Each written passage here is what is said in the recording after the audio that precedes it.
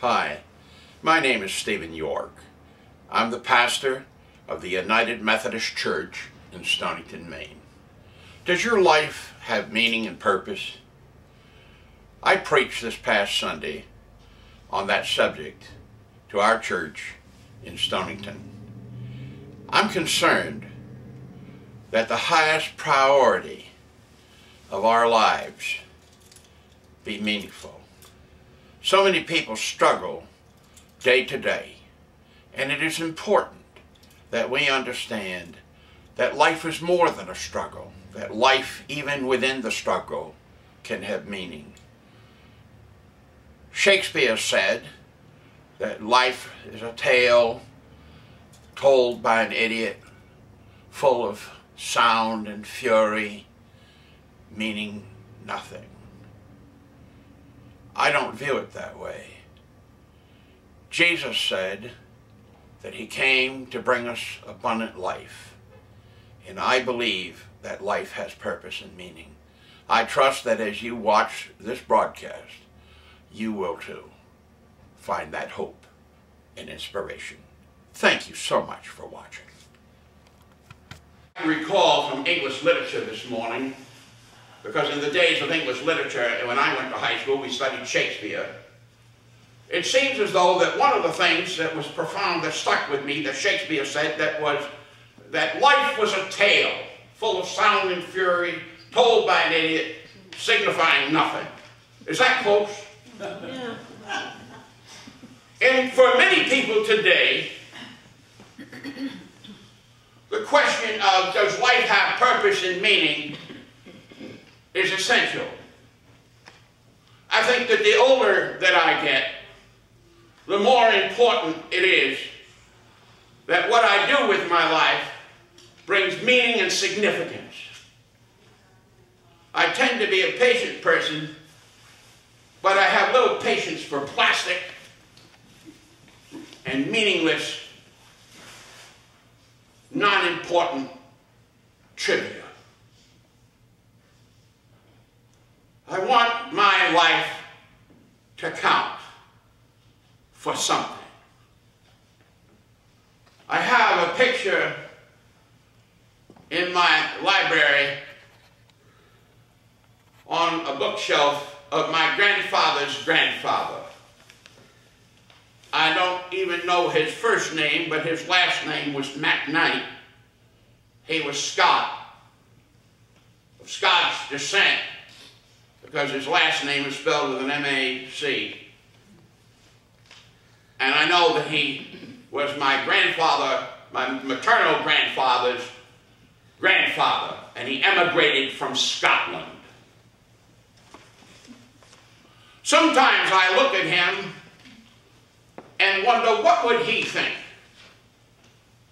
As I'm sitting on my couch and I'm looking at the mystery of life and how do I engage people with meaningful thinking and reflecting, whether it's in my teaching or whether it's in the preaching that I do with the church. I wonder what he would think 5 generations ago. In my family, I've lived in 5 generations. My grandmother was alive until the year 2000, and I had several grandchildren of my own. I've seen 5 generations, which is a rarity. But did life have purpose and meaning to him when he emigrated from Scotland to New Brunswick and then through on to Maine? What does life mean? Is Shakespeare right? Is the philosopher king, who we think is Solomon, right? Meaningless, meaningless, everything is meaningless. There's no point to life. Roland May, in his book, the book entitled The Meaning of Anxiety, said that despair is defined by the inability to create a vision for a meaningful future. If we look around with our culture, there are plenty of people who feel despair. There are plenty plenty of people who feel hopeless. What is the difference between those who feel that life has meaning and those who do not? I told you last week that you could take any text out of the Bible in isolation and build a case for some strange teaching. I'm glad that Ecclesiastes is not the entire sum and total of the Bible. I would like to tell you, I personally think Solomon was having a horrible day. After all, he had 1,000 wives and concubines and all kinds of things going on in his life. And I am not sure why it is. I have yet to hear a family values person preach on the family of Solomon. It just does not fit the construct of the nuclear family. I don't know, but one of the things I appreciate about the richness of the Bible is its extremes. The fact that there are times when there's expressions of despair.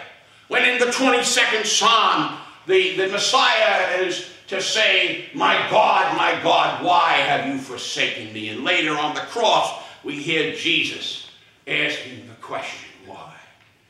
Does life have purpose? Jesus' life had a purpose. He seemed to know what he was doing. I mean, when you read the Gospels, regardless of what you think about Jesus, he went about doing good, and he seemed to know why he was there. But in a moment of despair, in a moment of feeling alienated and disconnected, he asks the question, why? I think that the very fact that we ask the question, does life have meaning and purpose, shows our humanity. I don't know, someone has speculated that they seriously think, that they doubt rather, that animals have therapy and conversations among themselves, the deer on this island, and does life have purpose? I saw 3 beautiful deer on my way driving off the island the other day in South Deer Isle. Beautiful. They don't seem to worry. In fact, Jesus talked about it. The birds of the lilies of the field don't worry, and the birds don't worry. But we worry. Does life have purpose and meaning? I think the thing that makes us human, one of the things that makes us human, is that we have this hunger for meaning. When some catastrophe hits, there are often many responses. The first one is the most stupid, which is, it was the will of God. And there are those who will look at a Columbine, or will look at what happened at 9/11. There were preachers who got up and said, this is God's work, and trying to slap America into shape. I could name them. Public figures. They had to take it back. They realized they were wrong.